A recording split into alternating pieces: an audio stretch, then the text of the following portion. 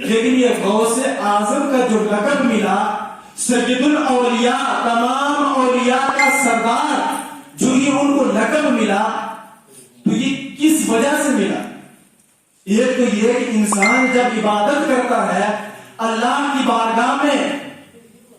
اپنے آپ کو اللہ کی راہ میں بالکل وقف کر دیتا ہے، دن رات اللہ کی عبادت اس مجاہدات کے ذریعے اللہ کی رضا چاہتا ہے، تب یہ جا کر منصب ملتا ہے۔ لیکن اس سے پہلے کی جو گھڑیاں ہیں وہ ان کی جو اصل جو بچے کا خمیر ہوتا ہے اس کا پاک ہونا ہوتا ہے۔ آپ نے واقعہ بارہا علماء کرام سے ائمہ سے تقریروں میں سنا ہوگا کہ حضرت غوث پاک رضی اللہ تعالیٰ عنہ کے والد حضرت ابو صالح رحمۃ اللہ تعالیٰ علیہ، کون ہے؟ حضرت ابو صالح رحمۃ اللہ تعالیٰ علیہ، اور آپ کی والدہ ان کا نام غالباً فاطمہ رضی اللہ تعالیٰ عنہ ہے، کہ یہ دونوں ان کا نکاح کب ہوا اور نکاح ہونے میں ماجرا پیش کیا ہے، اس کی طرف میں آپ کو لے جانا چاہتا ہوں کہ ایک مرتبہ کا واقعہ ہے کہ حضرت سیدنا شیخ ابو صالح دریا کے کنارے، بہت بڑے پائے کے بزرگ وہ بھی تھے، تو دریا کے کنارے عبادت کر رہے تھے۔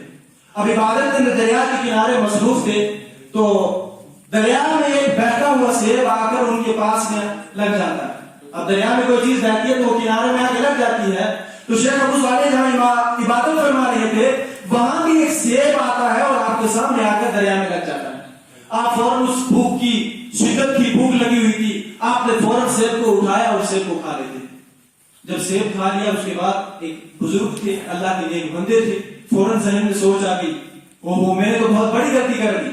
یہ سیب تو پتہ نہیں کس کا تھا، یہ کس کے بعد سے یہ سیب آیا تھا، میں نے بغیر اجازت کے سیب کو کھا لیا، میں نے تو یہ بھی نہیں سوچا کہ اس کا مالک کون ہے، میں نے اس کے مالک سے اس سیب کو کھانے کی اجازت لیے بغیر یہ سیب کھا لیا، میں نے اللہ کی نافرمانی اس کے حکم کی عدولی کر لی کہ میں نے اجازت نہیں لی۔ اب ذہن میں خیال آیا چلو کھا لیا، کھانے کے بعد بھی تو معافی ہو سکتی ہے، اب اس سوچ کو لے کر چلے کہ اب اس سیب کے مالک کو تلاش کروں، اور تلاش کرنے کے بعد میں اس کے سیب کے مالک سے اس سیب کی معافی دے دوں۔ اب اسی دریا کے کنارے سفر شروع کرتے ہیں۔ اب سفر شروع کرتے کرتے جا کے ایک جگہ پہنچتے ہیں کہ وہاں باغ کی ایک باغ ہے دریا کے کنارے، اس کے درخت جو ہے وہ دریا کی طرف جھکے ہوئے ہیں۔ اب ان کو یقین ہو گیا کہ دریا میں سیب اور کہاں سے آ سکتا ہے، ایک باغ ہے تو جب اس سے کوئی سیب ٹوٹا ہوگا تو دریا میں پڑا تو بہہ کے میرے پاس آ گیا۔ اب اس سیب کے جو مالک تھے اس کے پاس پہنچے کہ میں اس سیب کی معافی کس طریقے سے چاہوں۔ اب ادھر ایک اللہ کا اتنا نیک بندہ کہ جو ایک سیب کی کیا حیثیت ہے ہمارے معاشرے میں، سیب تو دور کی بات ہے، ہم لاکھوں لاکھ ہڑپ کر جاتے ہیں، ہمیں وہ بھی ہضم ہو جاتے ہیں، ہمیں تب بھی ذہن میں یہ بات نہیں آتی کہ ہم نے فلانے کے لاکھ روپیہ کھا لیا ہے، فلانے کی اتنی چیزیں ہڑپ کر لی، فلانے کی اتنی بکریاں چوری کر کے کھا لی، ہمیں وہ بھی پتہ نہیں ہوتا۔ لیکن ایک سیب اولیاء کی یہی شان ہوتی ہے،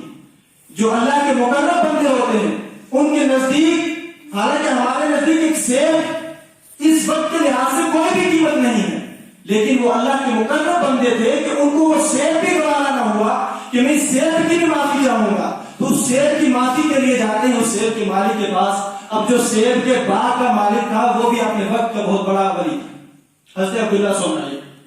اب جب ان کے پاس پہنچتے ہیں تو عرض کرتے سارا واقعہ ان کے سامنے بیان کیا کہ میں نے سیب اٹھا کے کھا لیا، لیکن مجھے یقین کامل ہو گیا یہ آپ کے باغ کا سیب ہے، تو میں یہ چاہتا ہوں کہ آپ مجھے معاف کر دیں دنیا میں، تاکہ قیامت کے دن میں اللہ کے سامنے رسوائی کا سامنا نہ کر سکوں، مجھے قیامت کے دن اللہ تعالیٰ صرف اس سیب کی وجہ سے کہیں مجھے رسوا نہ ہونا پڑے، اس لیے میں چاہتا ہوں کہ دنیا کے اندر اس سیب کی معافی چاہتا ہوں۔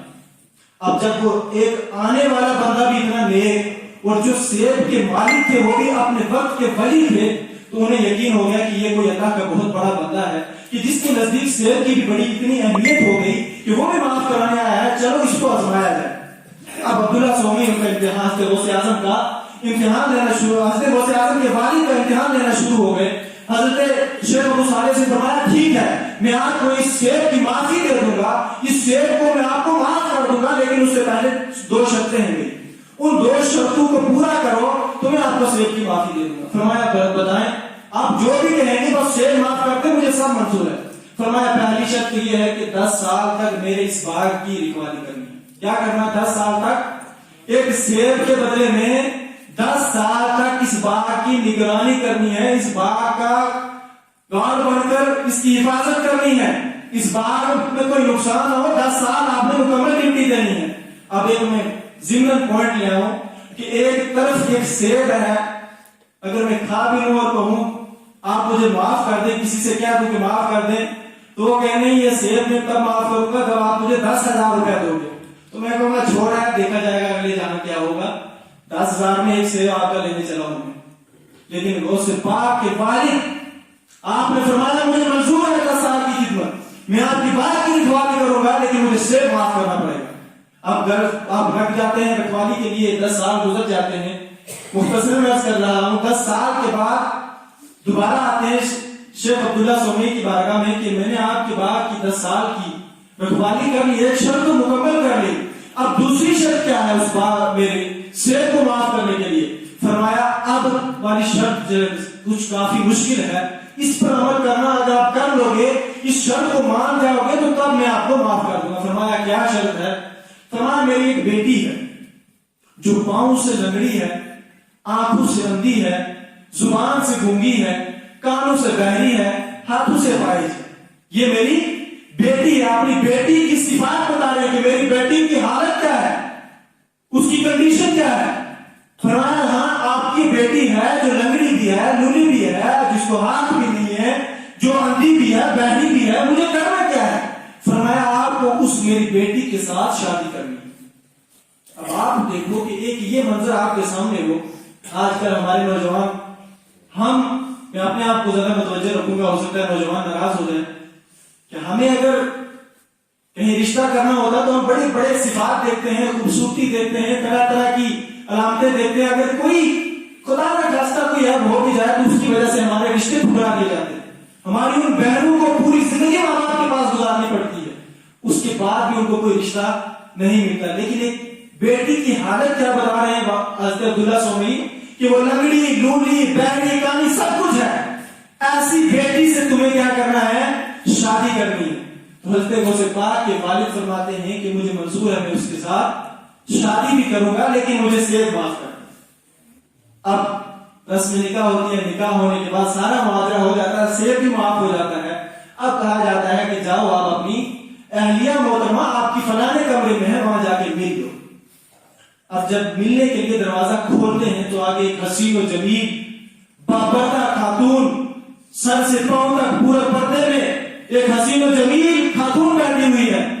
وہ فوراً میں حضرت شیخ ابو صالح اس دروازے کو بند کر کر واپس آتے ہیں حضرت عبداللہ سومی کی بارگاہ میں کہ یہ کیا ماجرا، میں تو کسی غلط دنیا میں داخل ہو گیا، وہاں تو ایک حسین و جمیل ایک صحیح و سلامت عورت بیٹھی ہے، مجھے تو آپ نے غلط کمرہ بتا دیا۔ تو حضرت شیخ عبداللہ سومی نے فرمایا کہ نہیں وہی تمہاری بیوی ہے۔ فرمایا کہ آپ نے مجھے یہ کیوں کہا کہ آپ کی بیٹی لولی لنگڑی کانی ہے، وہ تو صحیح سلامت ہے؟ تو حضرت شیخ عبداللہ سومی نے فرمایا تھا کہ سنو، جو میں نے آپ کو یہ کہا تھا کہ میری بیٹی لولی ہے، وہ اس لیے کہا تھا کہ آج تک میری بیٹی ان قدموں سے چل کر کسی غیر اسلامی کام کی طرف نہیں گئی ہے۔ میں نے اپنی بیٹی کے لیے جو کہا تھا کہ اس کو ہاتھ نہیں ہے، وہ اس لیے میں نے کہا تھا کہ آج تک میری بیٹی نے ان ہاتھوں سے کوئی غیر شرعی کام نہیں کیا ہے۔ جو میں نے یہ کہا تھا کہ میری بیٹی اندھی ہے، وہ اس لیے کہا تھا کہ آج تک میری بیٹی نے کسی غیر محرم کو ایک نگاہ میں اٹھا کے بھی نہیں دیکھا ہے۔ جو میں نے یہ کہا تھا کہ میری بیٹی گونگی ہے،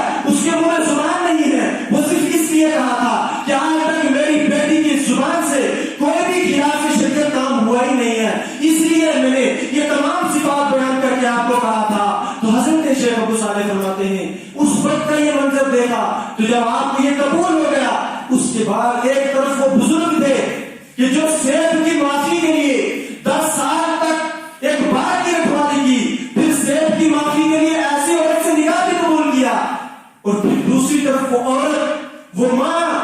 کہ جس کے یہ تمام صفات تھے کہ کبھی اس نے خلاف شرع کام نہیں کیا تھا۔ جب یہ دونوں کا میلاد ہوتا ہے، اسلامی طریقے سے نکاح ہوتا ہے، اس نکاح کے بعد جا کر حضور غوث پاک ان کے بدن سے پیدا ہوتے ہیں۔ آج ہمارے بچے نیک کیوں نہیں بن رہے؟ آج ہمارے بچے صحیح طریقے سے اسلامی شریعت کے مطابق زندگی کیوں نہیں گزار رہے؟ اس کا مقصد، اس کی مین وجہ بھی یہی ہے ہمارے ماں باپ میں بھی دین کی تعلیم بالکل نہیں ہے. جب ماں نماز نہیں پڑھے گی، جب باپ نماز نہیں پڑھے گا، جب ہمارے گھر میں ماحول ہی نہیں ہوگا دین، تو پھر ہمارے بچے بھی کل ویسے ہی تیار ہوں. اگر چاہتے ہیں کہ ہمارے بچے نیک ہو، ہماری آگے نسل نیک ہو، تو اس کے لیے آپ کو بھی کچھ نیکیاں کرنی پڑے گی. پہلی مثال میں نے آپ کو حضرت امام غزالی کی والدہ کی دی تھی. ایک والدہ نے تربیت کی تب جا کے